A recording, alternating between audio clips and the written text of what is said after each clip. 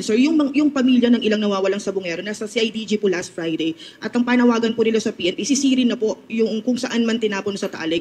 Ano pong latest po dito, sir, sa panig ng PNP? Actually, yung plan na yan para masisid ang mga katawan na yan ay hindi lang naman sa Taal ang information na hindi lang naman based on our information, hindi lang naman sa Taal ang disposal, no? Hindi lang sa lake ang disposal. May mga areas pa. At yan naman ay mga ini-examine na namin. Hindi lang natin pinipreempt para to preclude yung alam mo na yung ma-preclude yung pag may mga tao apektado diyan gagawa rin siyempre ng paraan yan na ipigilin ang efforts ng pulis.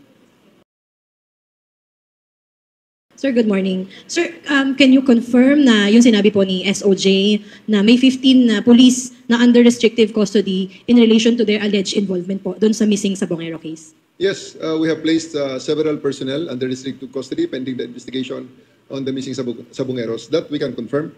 And we have partnered with NAPOLCOM for the in-depth investigation of this case to ensure transparency and impartiality and to ensure that really the ends of justice will be achieved. Yung po bang mga names doon sa petty cash vouchers, same din nung mga 15 police officers? Hindi lahat, hindi perfect ang matching, no? Hindi perfect ang matching kasi yung 15 naman na names ay iba-ibang sources noon, hindi lang yung petty cash vouchers, no? So, hindi eksakto ang names na match, pero marami doon ay pareho. Match po. Doon po ba sa last na lang po sa akin? Yung sa 15 po ba, ano ang participation nitong mga to kung maaari lang? Well, yan ay subject ngayon ng investigation. Yan ay subject ng investigation, both administrative and criminal investigation. So, hindi ko naman pwedeng pangunahan siguro, pagpapasensya nyo, hindi ko mapangunahan kung anong magre-resulta ng investigation na to. In terms of fair play, bigyan natin sila ng pagkakataon din na sagutin yung mga reklamo laban sa kanila. Pero isang sigurado rito, hindi namin sila bibigyan ng luwag, hindi namin sila bibigyan ng puwang na paglaruan ng ating justisya. Itong 15 po ba, identified ni alias Totoy dun sa affidavit niya po? Yes. Can you confirm din, sir, na nasa ilalim ng protection po ninyo si alias Totoy, kaya po ng sinabi po ng DOJ, sir? Well, si Totoy kasi matagal na sa amin na nagbibigay ng statement. Kami actually kumuha ng statement yan. Ibinigay months before, okay? Kaya lang, siyempre, we have to put it under wraps to ensure na hindi ma-preempt ang aming mga moves. Kaya nga kami nakakuha ng voluminous evidence dahil medyo under the radar ang pagkuha namin ng mga information na yan. Nag-follow up kami para masiguradong matibay ang kaso. So, sa ngayon, ang lahat ng mga information na yan ay nakasabit na sa DOJ for their preliminary investigation.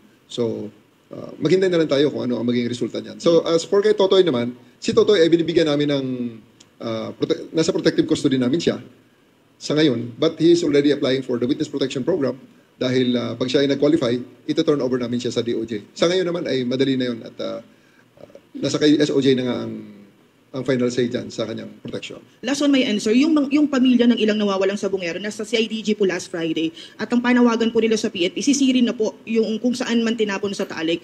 Ano pong latest po dito, sir, sa panig ng PNP? Actually, yung plan na yan para masisid ang mga katawan na yan ay hindi lang naman sa Taal ang information na hindi lang naman based on our information, hindi lang naman sa Taal ang disposal, no? Hindi lang sa lake ang disposal. May mga areas pa. At yan naman ay mga ini-examine na namin. Hindi lang natin pinipreempt para to preclude yung alam mo na yung ma-preclude yung pag may mga tao apektado diyan gagawa rin siyempre ng paraan yan na ipigilin ang efforts ng pulis. Sir, anong comment niyo doon sa reports na hindi lang sila nilubog sa Taal, kung hindi merong mga iba sinulog po yung mga victims? May mga information tayong ganyan. Yan nga sinasabi ko na based on our information, hindi lang sa Taal ang disposal. So pati ang ibang mga lugar na yon ay tinitingnan din natin. At before, siyempre, ayaw nating i-preempt nga ang ating mga efforts. So hindi namin masyadong sinasabi muna. So now that you're asking, yes, we are looking into other places na posibleng disposal area nitong mga hinahanap nating mga biktima. Sir, last questions. Sir, you were highly involved doon sa efforts ng government to get Pastor Kibuloy and former President Duterte. Nakakulong na po yung dalawa under the rule of law ang ginagawa ng gobyerno. They're being given a chance na ma-answer yung allegations sa kanila. This time, ano ang assurance niyo sa public, lalo na sa victims, mga families, na yung similar efforts ang gagawin ng PNP para masolve itong kaso ng missing Sabongero, sir? Pang showbiz naman yung premise ni Alfred.